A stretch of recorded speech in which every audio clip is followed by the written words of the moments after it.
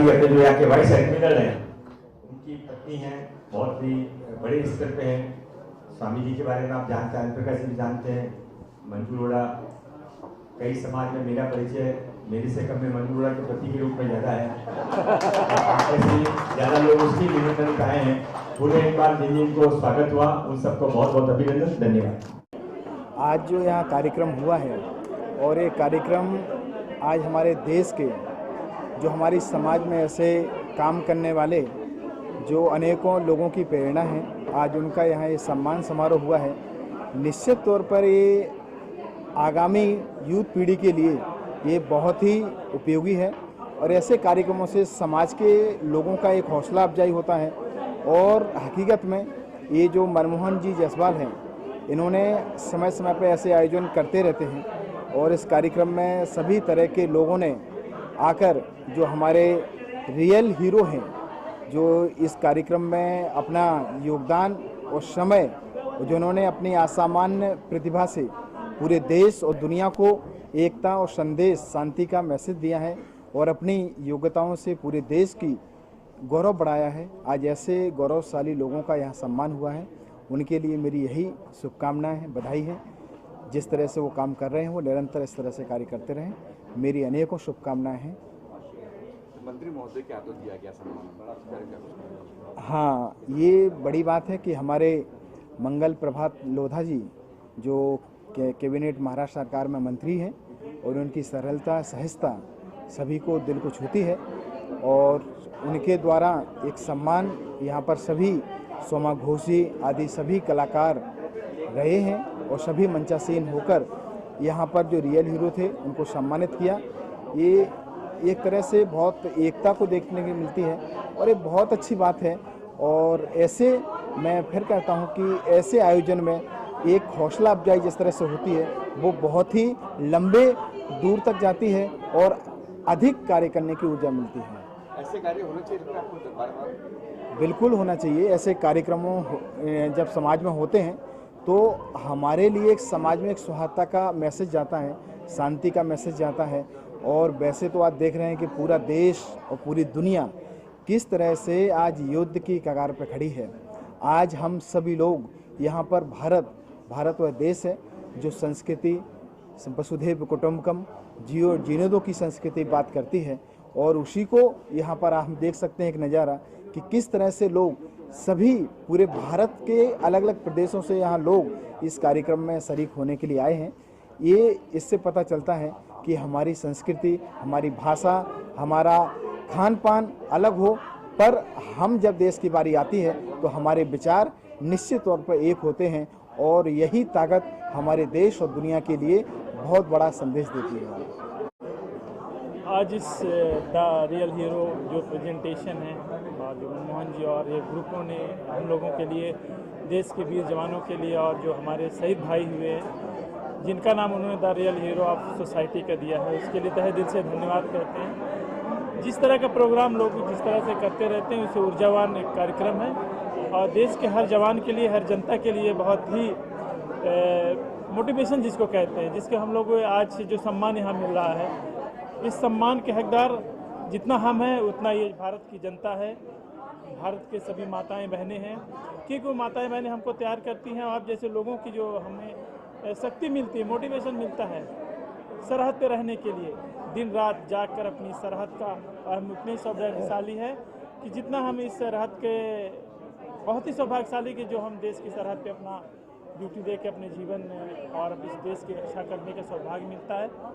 और मैं बहुत बहुत धन्यवाद the hero real hero of society का जो ऑर्गेनाइजेशन श्री मनमोहन जी, श्रीमती लोढ़ा जी ने किया, उसके लिए धन्यवाद। हम और पूरा टीम, मैं मध्य प्रदेश से रीवा जिला से संजय सिंह पूर्व फौजी, मैंने देश से 20 साल सेवा किया और मेरे पिताजी भी थे जो 2015 में शहीद हो गए और मैं घर के अकेला उनके BRS लेके और समाज सेवा में शहीद सैनिक का राष्ट्रीय अध्यक्ष भी हूँ और लगातार 4 साल से समाज सेवा कर रहा हूँ। पिछली साल हमारे सर हैं जो इन्होंने बिंद गौरव अवार्ड का ऑर्गेनाइजेशन श्री विष्णु शर्मा जी ने किया था और इस पूरे ऑर्गेनाइजेशन के लिए और सबसे पहले आप लोगों का बहुत बहुत धन्यवाद है कि आप लोगों से सारी जो जनता में हम लोगों की मोटिवेशन देती है। धन्यवाद। जय हिंद, जय भारत। भारतीय सेना में फिजिकल ट्रेनिंग इंस्ट्रक्टर और शहीद कल्याण परिषद का राष्ट्रीय अध्यक्ष होने के नाते द रियल हीरोज सोसाइटी को बहुत बहुत उनके सारे मेम्बरान को बहुत बहुत बधाई देना चाहूँगा, क्योंकि ऐसे सैनिकों जो शहीदों की बदौलत पर ये हिंदुस्तान जिंदा है, सैनिकों की बदौलत पर ये हिंदुस्तान सुरक्षित है, ऐसे शहीदों का करो सम्मान तो हिंदुस्तान मुकम्मल है। इस तरीके से आप लोगों ने हमारा नहीं सम्मान उन सीमाओं में खड़े हुए सैनिकों का सम्मान किया है, उनको ऊर्जा अफजाई किया है। इस तरीके से सैनिकों का सम्मान होने से देश के सैनिकों में एक आत्मबल, एक जज्बा उत्पन्न होता है। मैं उन तमाम नारी शक्ति को भी बहुत बहुत प्रणाम करना चाहूँगा। कई जैसे डॉक्टर मंजू लोढ़ा जी ने एक कविता कहा था, उसी दरमियान में मैं एक कविता कहना चाहता हूँ कि जिस माटी से सैनिक बेल उगे वो माटी चंदन हो जाती है, जिस माटी का लाल शहीद हुआ वो भूमि स्वर्ग बन जाती है, वो भूमि स्वर्ग बन जाती है। आप लोगों ने जो हम लोगों को सैनिकों को सम्मान किया, हम अपने आप को बहुत गौरवान्वित समझते हैं। इस माया नगरी में आने के बाद ये संदेशा तमाम देश के उन सैनिकों के पास जाएगा जो आपने सम्मान किया है। वो सम्मान हमें नहीं, उन तमाम सैनिकों का है। आप सबका सम्मान, आप भी सैनिक हैं। जो सैनिकों के प्रति आप लोग कुछ न कुछ कार्य कर रहे हैं।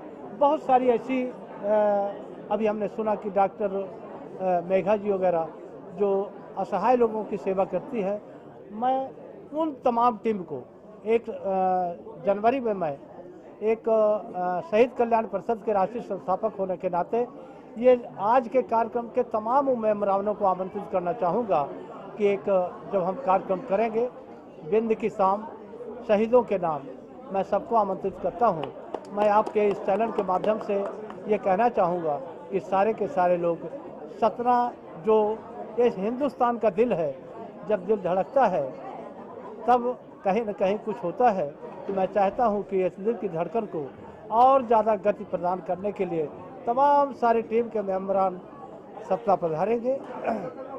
यही आशा और विश्वास के साथ मैं पुनः द रियल रोज सोसाइटी को बहुत बहुत बधाई देना, उनके तमाम मेम्बरानों को जो हम लोगों को सम्मान देकर अपने आप को हम गौरवान्वित कर देते हैं। धन्यवाद आप मीडिया बंधुओं को भी कि सैनिकों के कार्यक्रम को आप ज़्यादा से ज़्यादा प्रसारित करते हैं। आपको भी बहुत बहुत बधाई। धन्यवाद। I am commander SD Singh. मुझे मानवत किया था, इन्होंने बुलाया था जायसवाल जी ने इधर आने के लिए। तो लाइक अभी मैं इंडियन नेवी से हूँ, तो मैंने जो ऑपरेशंस किए हैं वो ट्रिंकमली ऑपरेशंस हैं और ऑपरेशन प्रोग्राम में काम किया है। और जनरली मेरी ड्यूटीज़ रही थी commanding officer of various units and warships. तो ये जो इन्होंने दिया है, सम्मान दिया है, बहुत अच्छी बात है। इससे इनकरेजमेंट मिलती है।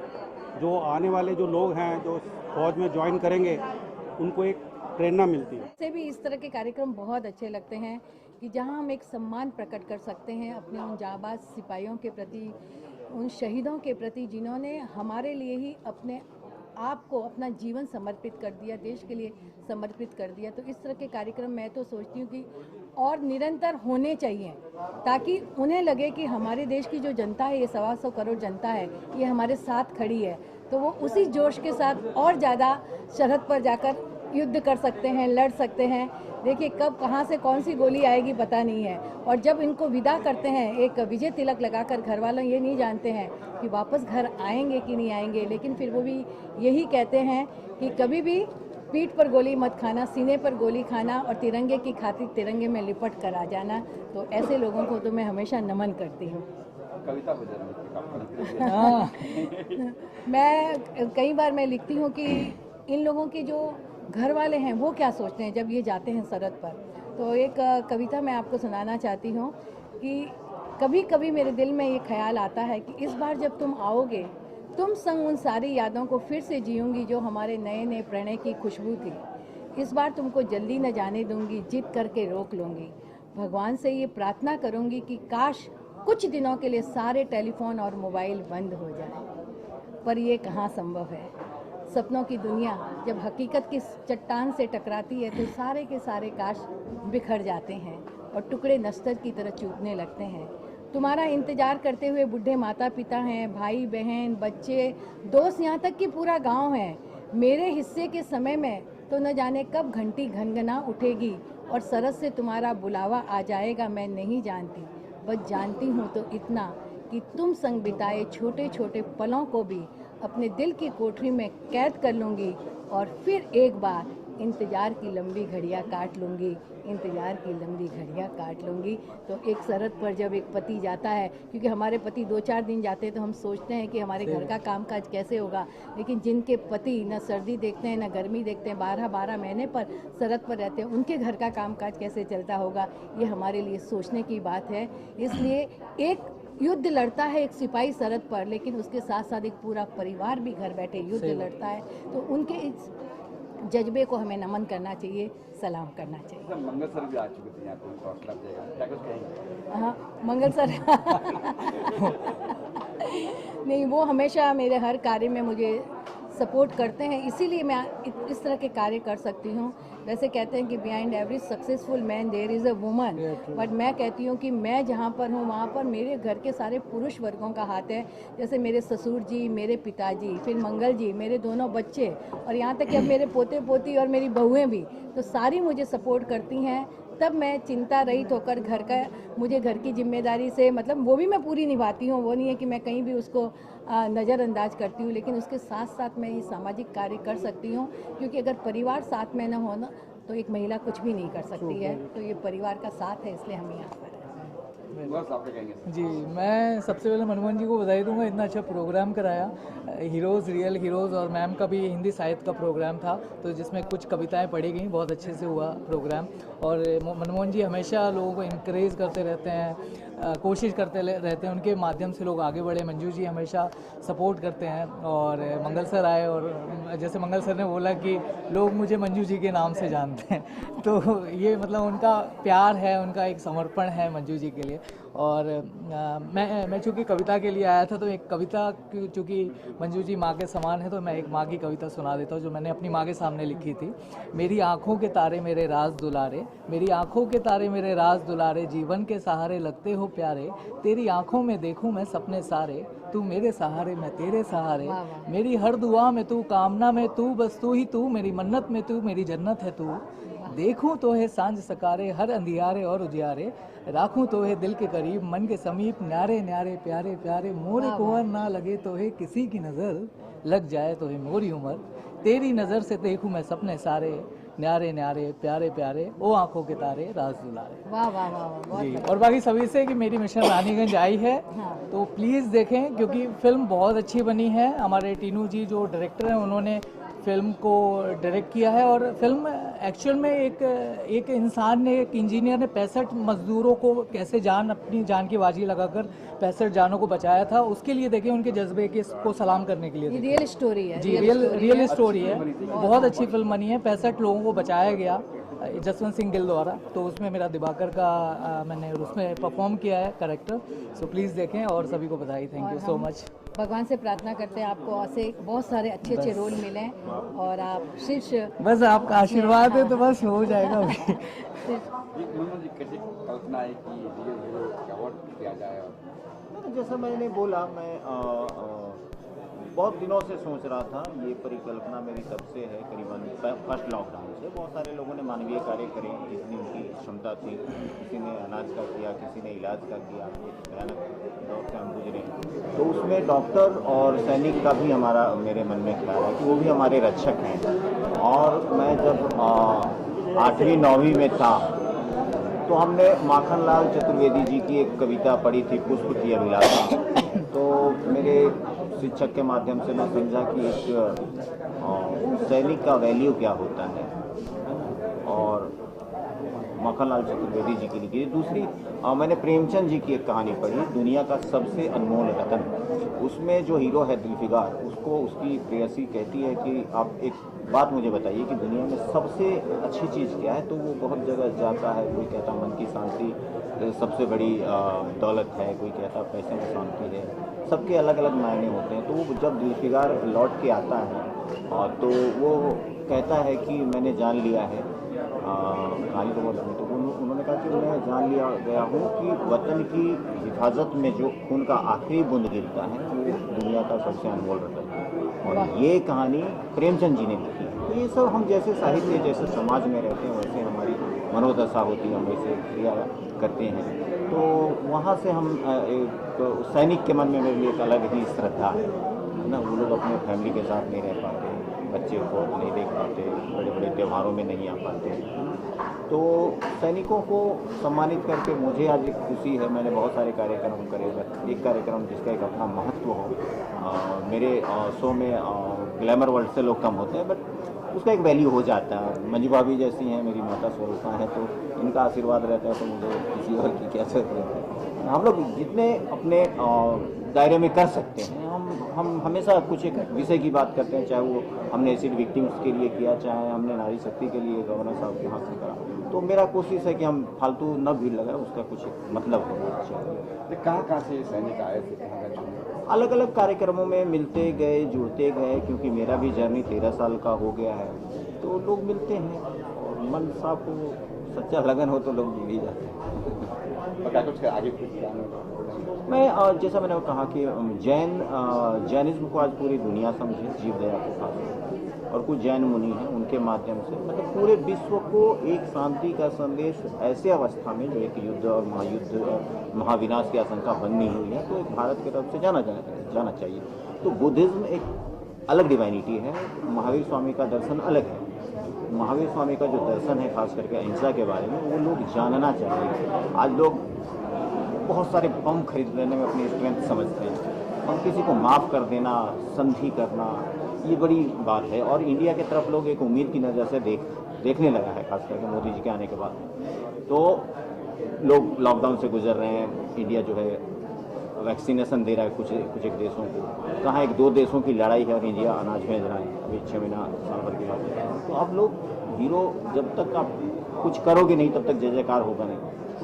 आज वैश्विक लेवल पे जो एक भारत का सम्मान बढ़ा है, उसके नायक हमारे माननीय प्रधानमंत्री जी, और ये मैसेज जाना चाहिए दुनिया को। दूसरा जो मेरा कार्यक्रम होगा, कार्डियक अटैक के बहुत सारे केसेस अपने लॉकडाउन के बाद कि आज वो चल बसे, वो 30 साल का आदमी, 50 साल का आदमी, जो हम सोचते थे अभी और 40 साल जिएगा, अचानक न्यूज़ आता नहीं रहे। ऐसे महीने में 2-3 न्यूज़ आने लगे लॉकडाउन पर, पता नहीं हवाओं में। तो अब ये क्या है, क्यों है? तो कार्डियक अटैक एक ऐसा चीज़ है जो कैंसर से भी खराब चीज़ है। कैंसर कम से कम आपको कुछ साल देता है, आप समझ सकते हैं, अगर आप परहेज करें, जाँच करें तो बच सकते हैं। और कार्डियक अटैक 2 सेकंड में खत्म। आपके घर में भी डॉक्टर है तो आपको नहीं बचा पाएगा। तो ये बहुत भयानक चीज़ है, बहुत ज़्यादा हो गया अभी। हम सबको अपनों से प्यार है, खुद से प्यार है, जीने की मतलब लोग आज देख रहे हैं कि गरबा खेलते खेलते, जिम करते करते, लोग बोलते हैं ना फिटनेस का ध्यान रखो। मैं तो आज जिम करता हूँ तो मुझे डर लगता है भाई, मतलब 2-3 हल्का पेन आता है, मुझे लगता है कि बेटा ही गया, कुछ नहीं करके पता। आके घर में बैठा, जूते खोलते बिल्कुल। तो ये एक संजीदा विषय है। ये कार्यक्रम मैं किस लेवल तक लेके जाऊंगा, मेरा मैसेज कहाँ तक जाएगा, मैं पूरी दुनिया को नहीं बचा सकता। मेरे जितना भी मेरा परिधि है, मेरा जहाँ तक क्षमता है, सोशल मीडिया, डिजिटल मीडिया के माध्यम से हम जहाँ तक पहुँचेंगे उतना लोग जाएंगे। अब जैसे विश्व शांति का इवेंट करूँगा, अब ये जरूरी नहीं कि पूरी दुनिया सुधर जाएगी और युद्ध नहीं होगा, होता रहेगा, मगर एक कुछ लोग कम, कुछ भी सुधर जाते हैं तो हमारा सफल हो जाता है कार्यक्रम। हाँ बस बिल्कुल। अच्छा नमन सर, मंगल जी आज सर आ चुके थे कार्यक्रम में, जो सुबह बढ़ के इनके नाम में मंगल है तो मंगल ही हो जाता है प्रोग्राम, वो मंगल ही प्रोग्राम हो जाता है। आज एक उनका जो देश और देश के बाहर जो आज उनका एक कद है, तो उनकी जो बिजनेस स्ट्रेटजीज हैं, उनके हम फैन हैं, हम सीखना चाहते हैं, देखना चाहते हैं, बनना चाहते हैं उनके जैसा। तो वो भी हमारे नायक हैं। कितना काम किया उन्होंने समाज के क्षेत्र में, चाहे वो राजनीति का क्षेत्र हो, चाहे घर दिया उन्होंने रहने को, है ना। घर से बड़ा क्या, घर एक बेसिक और बड़ा सब, हम मकान को घर बनाते हैं। सही बात। ये भी एक अच्छी बात है। तो घर देना, सुरक्षा देना, विषम परिस्थितियों में सपोर्ट करना, लोगों को गाइड करना, एक टीम को चलाना, इतने लाखों लोगों को रोजगार देना, लाखों करोड़ों लोगों को बम्बई जैसे जगह में घर देना, बहुत बड़ी बात, मंगलमय हो गया।